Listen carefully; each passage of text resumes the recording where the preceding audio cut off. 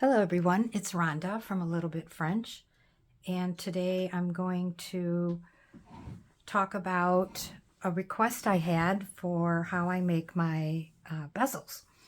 And what I have right here are some of the rectangle ones that I use, the trays, and the different ways you can use them. And they're very easy to make. So these are actually trays I get on Etsy. I will link her shop below. I got the idea from Dodie, and these are trays that are sold probably for oil paint or watercolor paints, but I use them as trays for my pictures. What I do with these, I cut out some cardstock in the shape. You make a little template and you keep it.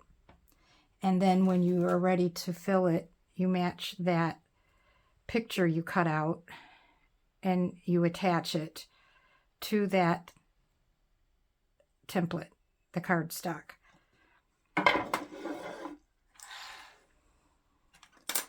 You have to prep your tray. These are already prepped pretty well. They're coated, and that's why I like her trays.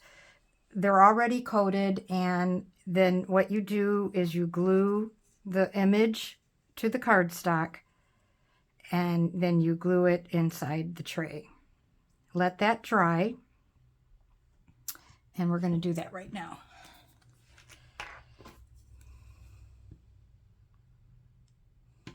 Add a little glue to the tray. This is just regular Tombow.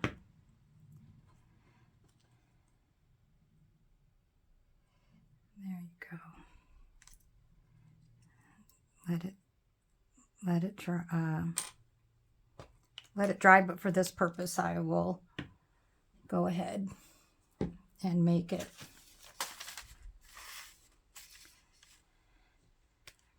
This is Glossy Accents. This is going to give you that shiny sealant depth. You don't shake Glossy Accents. It makes bubbles. You don't want bubbles. So you very slowly, maybe it won't work. There it comes. Fill it in. Then what I do is I keep turning it. I don't know if you can see that. You just keep turning it until it fills all the corners. And it should. Then you may have to practice a few times, but you'll get it. And then you just let it sit. I usually let them sit about 6 hours, overnight sometimes. If you get a little bubble, and if you see the bubble in there, then you just take your pin and you try it while it's still fresh. You just try to get rid of the bubble that way.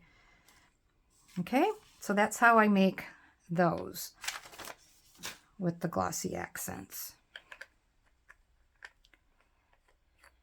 by Ranger. Now, the other bezels are pretty easy as well. You can punch them out with a whole paper punch, or you can use one of these templates. They're very easy to find in the craft stores. The ovals are kind of hard. You're just going to have to try to fill that in the best you can. To me, those are more difficult. The round ones, easy peasy. I will say on vintage brass round bezels, they tend to change the color of the image. Because these are coated, that doesn't happen as often.